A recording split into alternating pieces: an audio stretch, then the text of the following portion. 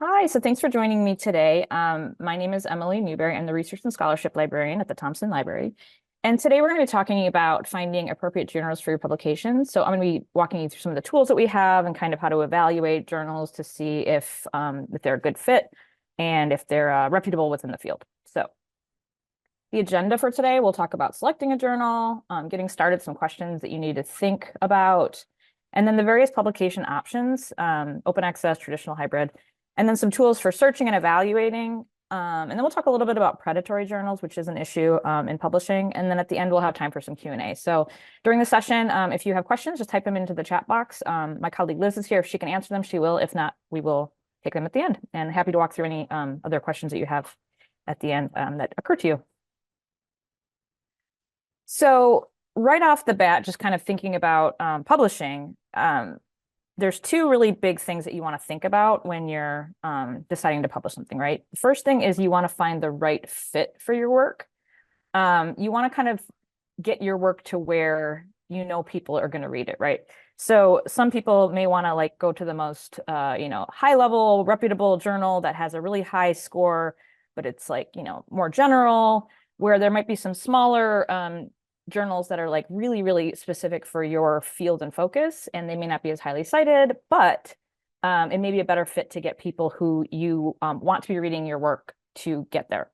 So, think about what journals do you frequently read or pay attention to? What do your colleagues in your department or people you're working with, what are they reading? Where are they citing from and submitting articles to? You can kind of talk with your colleagues to see, to get some suggestions too. And then all the journals, when you go to their actual page, they should have like an aims and scope or scope section where you can see their articulation of what it is that they're looking to publish, right? Each journal has sort of a, corner on the market, if you want to say, of like what they're looking to publish and what they want to share with people. So really see, go to that page and look and see if your work fits within their particular scope. Some will, only publish certain types of articles or methodologies. So make sure that you're not applying to a journal that does not publish the kinds of work that you're doing. The other thing you want to pay attention to is finding a journal with a good reputation. You want a journal, obviously, that's going to elevate your scholarly reputation. So it's important to find something that's going to help get you noticed, that's going to take care and be good stewards of your article and, not take advantage of you. And at the end of this, we'll kind of get into predatory journals. But you want to find a good match and a good reputation. So a few things you can do just, to kind of scope things out at the beginning are to check the quality of their website. So if you go to their website and you see there's a lot of misspellings, grammar issues, if there's like no contact information, and we'll get into this a bit more later too, but just see like what the feel you get from their website. And then kind of check and see what they'll do for their authors. So, a lot of open access journals or journals will do, some copy editing for you, or they will, provide services to you for the article processing and all that.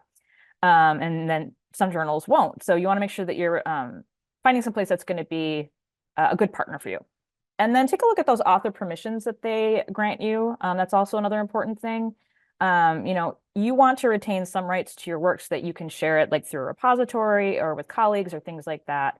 You want to make sure that there's rights that are reserved for you to share your work later on. So when you sit down and actually try to get started with this whole process, these are some questions that you're going to want to ask yourself. So again, who do you think the audience is for your work? So you want to try to get yourself in front of those people. Who do you want reading your work? And where do you go, again, to read the latest in your field? Those can be really great places to publish. And then also just checking like if there's particular articles that you're really interested in, seeing where they're citing from. What journals are they citing from? That can be helpful too. And then a big question now, which we'll get into next, is do I want to publish in an open access journal? So there's choices for you in that way too. And open access generally incurs some kind of cost to the author. So you need to kind of find out how much it might cost to publish your work. Do you have that money available? Can you, get a grant as a part of the grant funding? All of those are considerations you kind of need to think through before you even kind of get started looking for titles. Once you have kind of, like some ideas in mind, just to talk about the publication piece of it, there are options. So the Directory of Open Access Journals describes open access As open access is only when digital content is freely available online and user rights in the terms of copyright are defined.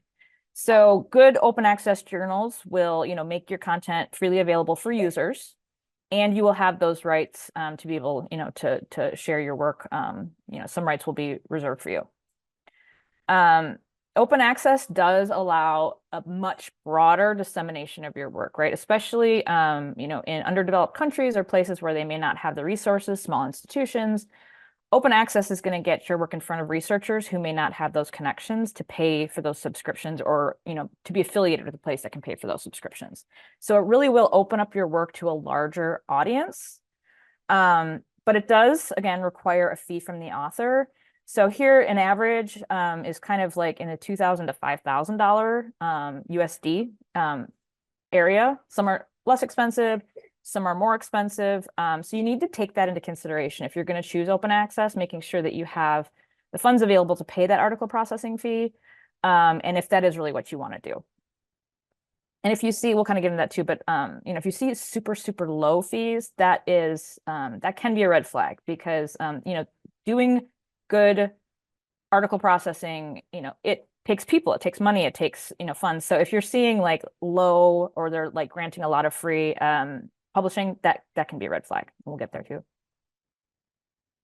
So the University of Michigan does have some agreements with publishers to provide discounts. I wish that they were bigger. I know some discounts were like 10% off, like, $5,000, but it is a discount on the price of submission to their journals. So this here, and I actually have a document that I'm going to share with you with all these links, these documents, so that, because there's a lot of links in this presentation. So I'll share that in the chat at the very end.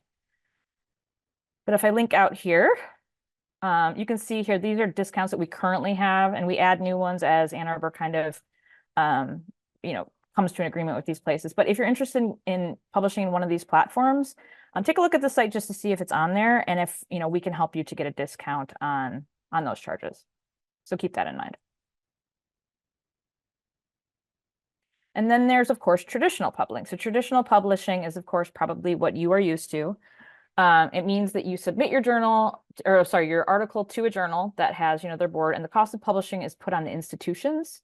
So all that cost for the reviewing and the cost of the journal is put on to the universities, hospitals, institutions who can subscribe and pay for the content. So that, of course, means that while it's free to you, your research is going to be limited to the users who have access to those databases. So, that is a huge consideration for you to think through. And then some have hybrid models. And so you can have the option of either doing open access or doing the fee for the traditional model. So let me show you real quick. This is a sample. Oops. From Springer.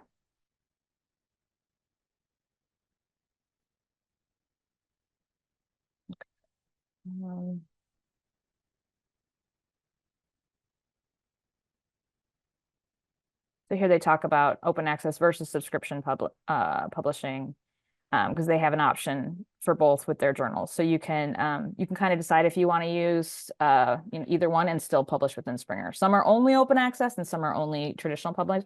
And in some of these places, again, you can look to see if there are funding agreements, which we have that list that I just showed you.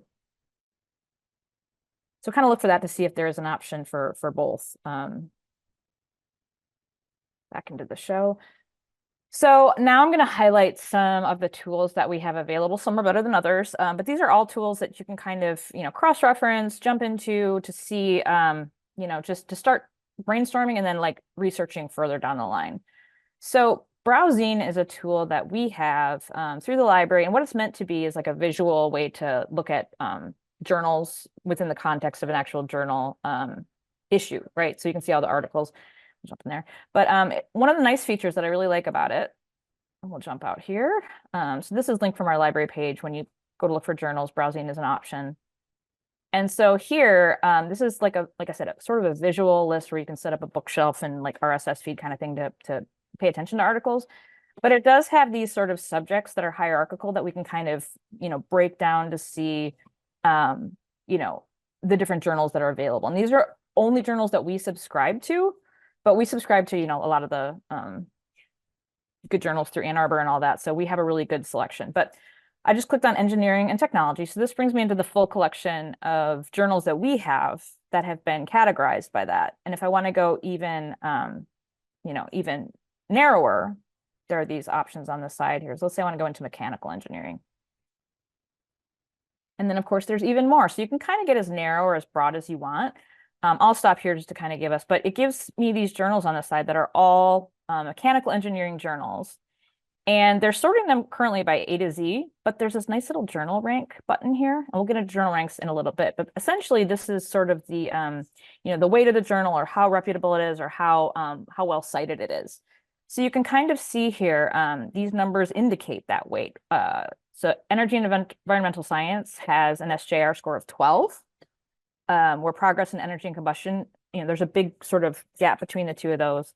And then a lot of these are in the same sort of, region. So this can give you a quick just way to like visually kind of see and scale journal titles that may be, better for you, or, if you see anything that are, let's see if we get to the bottom here.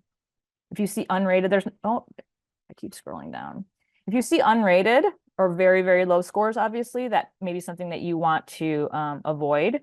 But generally speaking, at the bottom, there's a few that are, you can see some very, very small scores here. But there's some unrated ones too. So try to stick, near the top of those ratings, or in the middle, because you don't want to publish in a poor quality journal that's not, getting cited in your area. So this is just, like I said, just a quick tool. This is also a really, like I said, great way to come in here. You can, actually see the current issues of this journal sort of in context. So browsing is great to just kind of pop into to see what the journals are publishing and, how they're weighted. Another one is journal matching tools. So a lot of the journal platforms have these tools, interfaces where you can paste an abstract, keywords, or get a title matched to your relevant journal. So if you already have an abstract for your idea, or even if you can just like create one that's good enough to kind of put into the system to match up based on what your project is, you can see for each platform like what relevant journals you may want to look into.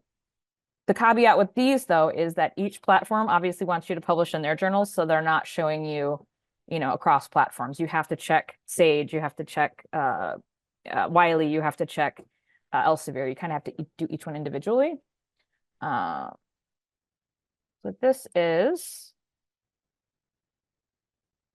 from Wiley. So this is, again, what one of these looks like. So you can put in your manuscript title and your manuscript abstract.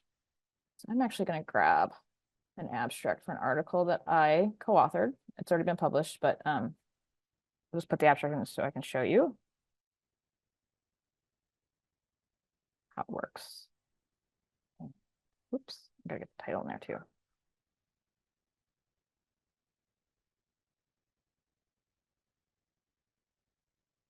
Okay. So basically what it's going to do is it's going to use AI to kind of go through and match the words from my article to see if there's, a particular databases that it seems like it would be relevant for within theirs. So these aren't looking like great matches to me. So maybe Wiley isn't where I would want to publish and I can move on to another one. But each one of these platforms has something similar where you can just kind of come in and see what they have available. And they'll show like, impact factors, things like that, so that you can kind of evaluate on that page. Okay. Oops. So Dimensions Plus is a database that I'm really liking lately. It's a research database that has all sorts of information. Basically, the point of it is to kind of show research life cycles from grant through publications or other outputs from a grant. So you can kind of cross-link between them. So I showed this in my grant database, or my grant databases webinar last week.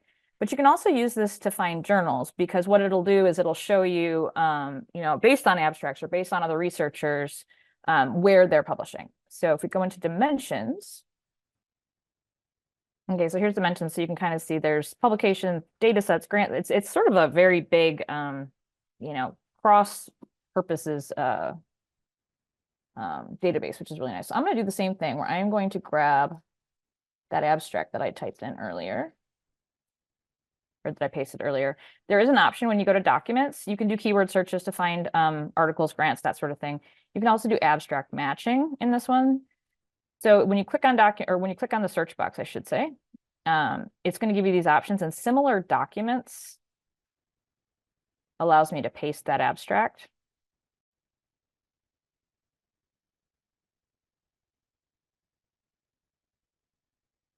Now it's going to run and try to match me with all these various things.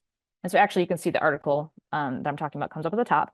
But you can see like other related publications. And with the abstract matching, there is a limit because it can take a while to do the search. So you can increase it if you need to, but the default is up to 100. But you can see here articles that they matched. And then over here, if you scroll to the side, you can see the source titles. So you can see for the articles that came up for my particular abstract, Journal of Pre-Professional Nursing, there's 23 similar articles in that journal, Journal of Nursing Education, Nursing Education Perspectives. So this also can kind of give me an idea of, you know, if these articles were published in those journals, they would potentially be good journals for me to utilize as well. So you can do that. You can also look up if there's like a researcher in your field that you know. Oops. I'm going to pick Denise Cooper because I know she's in here. Whoops. From our nursing department. Oops. No, that's right. Okay. So right now it's just going to be matching Denise Cooper free full text, but you can kind of see whoops. How did I do this earlier? No, it's not working.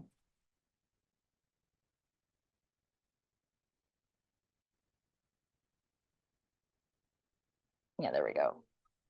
And so, you know, we'll obviously get other Denise Coopers, but you can also see the research organization to match to a specific person.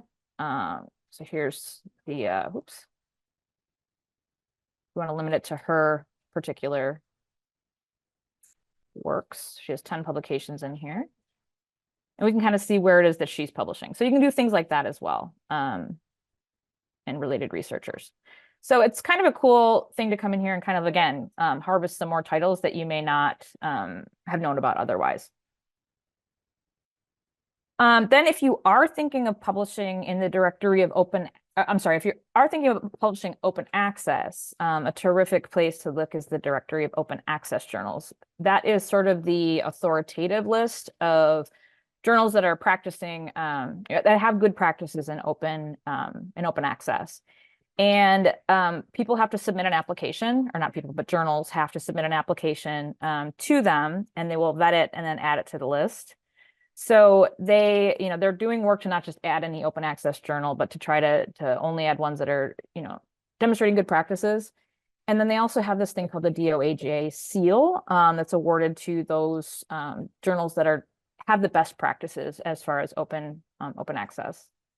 So DOAJ, here it is. It's the Directory of Open Access Journals, and there's some information about it when you come in here, but you can search for specific journals. So let's say that I'm just interested in looking in the nursing, like journals that have the word nursing in it. So here we can see there's 312 index journals that have that word in the title.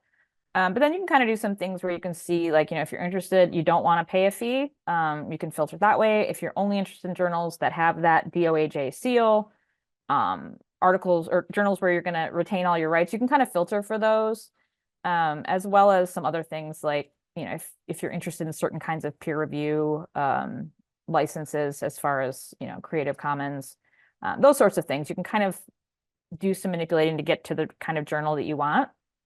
Let me show you here though. So you'll see information here, you know, where it's from, sort of what they accept, some just general information. I'm going to try to pop down to one that has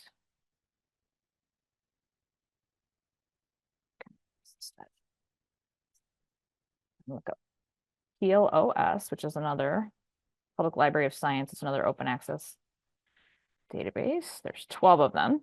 As you can see here, this one here has that DOAJ seal. So PLOS Digital Health is one that has been identified by them as being, you know, a really high quality open access journal as far as their practices. So if we click on here, you can see the kind of information. You get the ISSN, which the ISSN is the identifying number for each journal has their own identifying number. And so a lot of databases will also offer you that option. And that can be a good option to search the ISSN because you won't get kind of wrapped up in having the wrong title or things like that. Each journal has its own ISSN. So that's what that number is. It's usually an 8-digit number with a dash in the middle. But here you can see, I mean, they're pretty clear about the journal charges up to this amount for publication fees. They do have a waiver policy, how long they've been, their Creative Commons licenses. The author retains unrestricted copyrights and publishing rights, which is great. And then you can come in here automatically without having to go to the journal site to see like, okay, what is their aims and scope? Do I want, and then it'll kick you over to their page where you can read more to see if, if this, what they're looking for matches kind of what you're working on. And then it kind of shows you where they're archived. And then this is important too. You can expect an average of 16 weeks from submission to publication. And so that's important kind of to see as well. High quality journals generally take a little bit more time for the review process, obviously. Low quality journals may not be doing all the steps. And so you might have a really fast turnaround time. So that's another one of those areas that you want to pay attention to. We'll, again, talk about that a little bit later. Okay. Impact factors. So when you're evaluating journals, one of the really easy kind of ways, and we've already looked at this in browsing, but there's factors, calculations done to kind of rank how well a journal is doing as far as getting cited within a field. So you're going to want to compare journals that you find, because it can be kind of unclear. You see those numbers, and outside of context, it can be hard to say like what 3.74 means. So you're going to kind of want to look to see, and we're going to get into that, like how they rank in their in their category. And you want to be wary of low impact factors or journals listed as unrated. There are new journals that come out that are reputable, that haven't been rated yet, that don't have high impact factors yet. But generally, it can be kind of a red flag, and you're going to want to look more closely at those.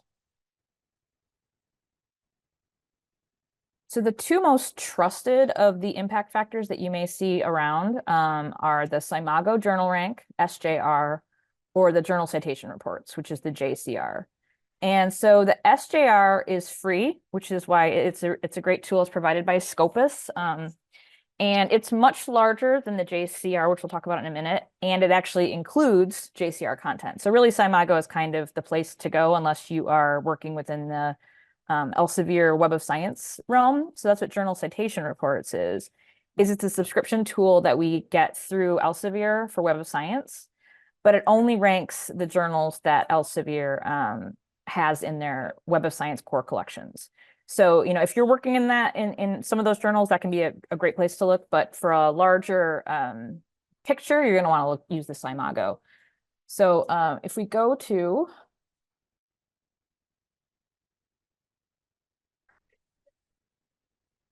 SCImago here. This is what it looks like. And essentially, you can just pop in a title of a journal. So I'm going to use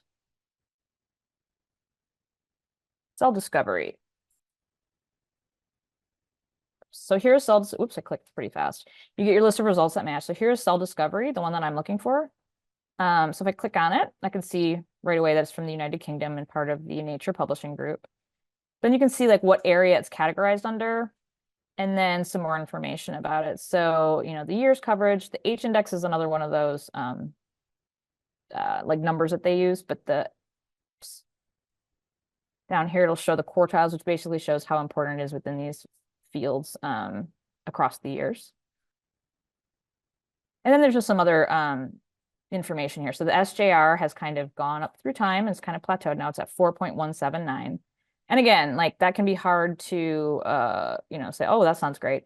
So if you come up into its category, and this one is apparently listed under 2 categories, so it's got some different places you can look. But if I go to the biochemistry, genetics, and molecular, let's say that's what I'm interested in public, and you can see it's free, so you will see ads. But we can come here and we can see that within this category, there are 2,120 journals. And Nature Reviews Molecular Cell Biology is the highest ranking with 34. And then it goes down. And then it goes down pretty precipitously. So you can see here, we were in the 4s. So let's go to the next page. And see here if we can. So here it is. It's number 76 out of the 2,120 journals that are categorized in that category. So that can kind of tell you, like, it's not, it's a pretty good choice as far as its reputability. It's towards the top.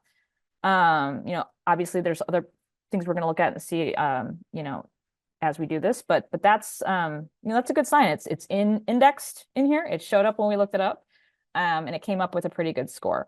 So those are the kinds of things that you can, kind of pop in there to see how it compares to others in your, and then of course you can also go to a specific area in here. And let's say you're looking for, articles on engineering. This can be another great way for you to come in here and see, what are the high ranking journals, and see this little lock here will tell you it's open access. But this is another great way to kind of get some suggestions for titles that you might want to look into just based on their rankings.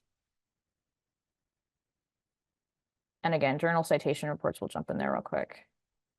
So you can see, again, this is only going to be those Clarivate, Web of Science, Elsevier. I'm sorry, Clarivate, I said the wrong thing. Clarivate products, not Elsevier, Clarivate products that they're ranking. So if I do, oops. Okay, cell discovery. Again, we can see, number one, if it's published through them, and it is. And we can kind of do the same thing again. It's like, going to tell me their information on it. And so if we scroll down, we can see the impact factor, 33.5 without self-citations. So that's, citations that have been cited from within the journal. It's a little bit lower. But you can also do that same thing where you see in the category.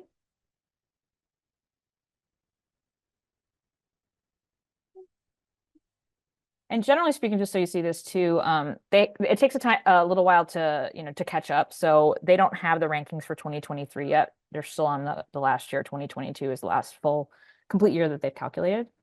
But you can see here, cell discovery then shows up fairly near the top here. And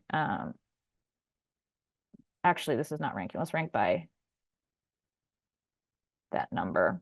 And we can see then cell discovery is down here.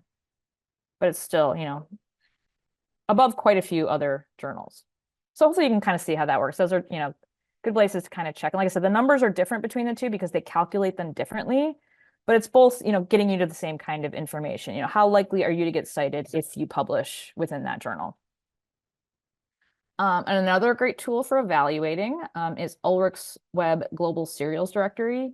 So what this is it's a database of all the published serials. And if it's in here, that's, a good sign. Sometimes if you come in here to look up something, if it's not in there, again, not a great sign. Let's do cell discovery again.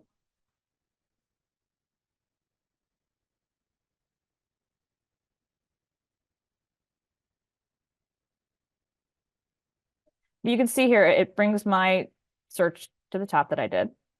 And it tells me a little bit about this particular journal. So these little columns here, if you hover over it, it'll tell you what they are. And like this one in particular, I think is not very clear, but this little icon here means that it's refereed, which is another word for peer review. So that's obviously something that you're going to want to look for. You want a peer review process in a journal that you're going to submit to. So let's say that you would come across stem cell discovery, and they were promising peer review, and you come in here and it's looking like they don't have peer review. If you come in here and they've promised it on their website and it's not available, get it, run the other way. But this one is right here. It'll tell you if there's an electronic. There's an electronic version available, if it's open access, and if it's been reviewed. So this one is kind of ticking all the boxes as far as like, okay, this is good. This is looking like it provides the things that they say they're going to provide. And that's another way you can kind of come in here to check to see if, if what they're saying actually is represented. Okay, now I want to jump into the realm of predatory journals, especially for undergraduate students or grad students watching this, new faculty, who may not be as familiar with this topic. It's a major topic in publishing because there are journals that will promise you things and then not provide what they say. So you do not want to publish in a predatory journal because your name will be associated with them forever. They don't, a lot of times even if you ask for retraction, if you find out they're predatory, they won't do that. So you want to do this work to make sure that your work is being submitted to some place that's going to treat you respectfully and, use your work the way it's meant to be used. So a lot of times you'll see and you might have already seen this, like solicitations in your email, looking for, we've noticed your work and we really want you to submit. Generally speaking, a lot of these good journals, they have, unless you are, reputable in the field, they have people submitting and they're not going to go cold calling undergraduate students or graduate students, those sort of things. So you want to be really wary of things that show up in your email. So they may accept articles and require payment. So you may pay and not get any of the peer review or copying editing services you're supposed to. They just post it the way you submitted it online. Some other issues are that one I'll get into in a minute there. The most recent thing is that reviewers were sending reviews back, basically telling the authors that they hadn't included currently published articles that were in that journal. So they were trying to get authors to cite their journal to kind of artificially inflate their stats. And so that's another practice that's kind of shady. So there are several categories of this that I just want to let you know about. So there are predatory publishers. An example of that is MDPI, which is the one I was just telling you. It's a platform that's been around for a long time and people have been kind of hesitant about it for a long time. It's been listed as predatory, then taken off. They're very aggressive about fighting back against accusations of being predatory, but most of their practices point in that direction for a lot of their journals. And then there are some standalone journals, like the Annals of Clinical Case Reports as an example. A lot of things when you first looked, in fact, there were two that were similar. Let me bring up the other one too.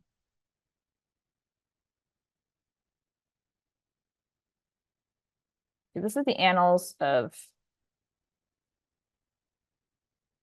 Case Reports. This is the Annals of Case Reports. So these are two different publishers. Neither of these show up in Ulrich's. When you go to look for board members or aims and scope, the information is going to be not verified. If I look up the impact factor, this one, if I remember right, when they talk about their impact factor, they say that their impact factor is basically calculated by themselves from Google Scholar. Let's see if I can find that on here. Yeah, I can't find that right now, but they have it listed on here that they calculated it from Google Scholar, which is not, a SJR. So it wasn't available in SJR. It wasn't available. So you can kind of see, that things aren't matching up when you go to look for them. And then they just have a really hard time finding people. There's people listed, but when you try to find information for either of these on who to contact, you get no information whatsoever. So those kinds of things, and also let's see here. One of these I think this one had an article processing charge, but this one did not have any article processing charges. So those are the kinds of things that you want to look for to see, if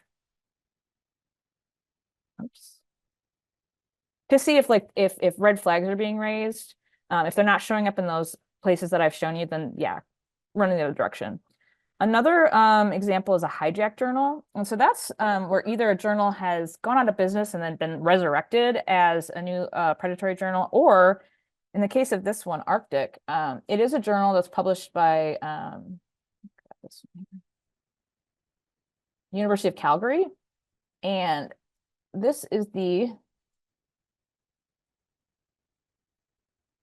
This is the correct journal. And at the bottom here, you can see they have a notice here. The Arctic Institute of North America has no affiliation with arcticjournal.org. The website is impersonating Arctic. And this is still up. But when you come here, again, you see, it looks like this is same name. The ISSN, when you look it up, doesn't come up as a journal. So just cross-referencing these things, you can see, that there just isn't the information that you would expect. There's no like names. A lot of times the addresses will be very bizarre, not include a country. This one does, but all those things should be red flags for you. And then there are predatory conferences, and this is something that I think especially students see a lot, is being invited to present at a predatory conference. And so an example of that is this global nursing meetings. This particular place just had a ton of conferences. It's coming up in May. When you look at the venue and hospitality, for example, it's like there's no information about the actual like venues. Up here, let's see here, there's another conference too. There were two conferences that looked almost exactly the same within here because they have all these conferences. And there's this phone number, but that's the only way that, and I think there's like the same email they keep showing like over and over and over again. This one, actually, the other one did not have a contact Chris, but the emails are very, very generic. So again, if you ever have any questions about these two, feel free, to run them by a colleague or run it by, me. If you want to contact the library, we can kind of take a look too to see if to help you out with this. Some of the characteristics that you're going to want to look for to avoid are those low publishing fees or no publishing fees. Even reputable publishers will provide some relief for some authors, but if they're providing free publishing to most people, not good. You're going to want to check their site for the peer review process to see what they're promising. And if there's no information, probably predatory, or definitely predatory. If there's no copy editing available, definitely predatory. Again, they'll sometimes email you directly with aggressive or over flattering language, like we've seen you and your work is spectacular, or this is something that you can't miss. Everyone everyone is doing this. Those sorts of things. Again, that acceptance and publishing turnaround time, 16 weeks. That's 4 months. That gives them time to do editing and vetting and all that stuff. If you're seeing like a 3-week turnaround time, that means that they're not doing the peer review or copy editing that they said they would. That's a very clear sign of that. So look for a reasonable turnaround time. And then sometimes they'll have a very similar name to a legitimate journal. So just because you're looking up a journal, you want to make sure that ISSN number matches, those sorts of things. And then often they will have a 100% acceptance rate. And in different ones, different of these tools, they'll kind of show you like what percentage gets accepted. If you're seeing 100%, it just means that they're publishing everything that comes at them, and that will not help your reputation. And then again, often you can go to the websites, and that conference I just showed, I didn't show you this, but in the about them, it was just riddled with like capitalization, grammar errors, that sort of thing. So they're going to have, copywriting issues on their website. They'll have no specific contact information or people described, or no descriptions of their processes. So any of these, kind of just pay attention as you're looking at your journals to look at these things. And then again, as I showed you, there's a few quick places that you can go to sort of verify, these ISSNs, these names, see if it's in the directory of open access journals. If it is, then they've been vetted, and that's a good sign. If it's not an open access journal, though, it won't be in there. So, remember that too. So Ulrich's Web Global Serials Directory, again, you can go in there and it'll show you, if it's peer reviewed, it'll show you. And that is for open access as well as the traditional publishing. So that's a really, good place to check as well. And then the journal's website, as I said.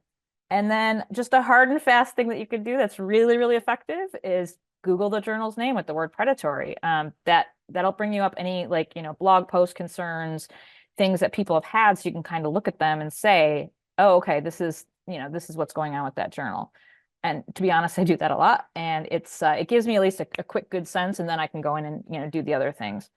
But again, all of this is basically important for you to kind of cross-reference, triangulate, just to make sure that you're doing the right thing.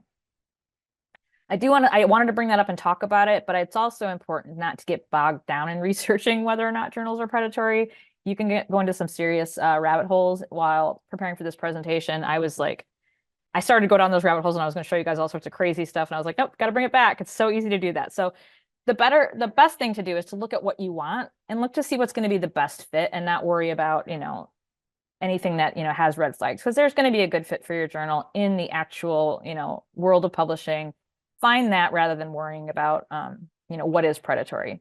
But be aware of it, and especially for the professors out here, educate your students about the issue, because they will be getting emails, soliciting submissions to predatory conferences and journals.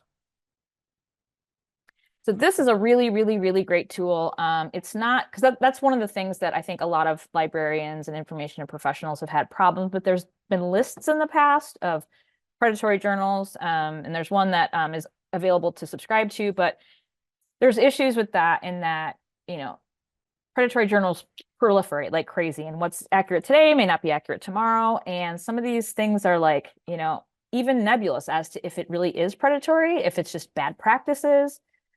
So really getting into that thing of like finding the best fit, this Think, Check, Submit site is great, because it's like basically provides you a checklist so that you can go in and sort of do this yourself, right? So it gives you, if you're planning on publishing a book or a chapter, you can go here. But for the journals, and there's other resources too, you can kind of pop in here. For journals, you can download a copy of the checklist, and you can just read it off the screen too. But you can see here, are you submitting to a trusted? So it asks you these questions, have you read any articles in the journal before? Is it easy to discover, like, how well does this article work? Can you identify the publisher? So kind of all those questions that I was having you think of, this Think, Check, Submit will kind of walk you through. And so, if you get to the very end of it, if you've been able to check most or all the items in the list, it's probably worth checking out and submitting to it. So this is also a really, really great resource. And when you get to the point where you're like, have some journals that you are thinking about, I would definitely either download the list or come here and work through this. That's the end of my formal presentation. I can take questions. The other thing I'm going to do here. Thank you for watching this recorded webinar. Find upcoming webinars to register for at libcal.umflint.edu.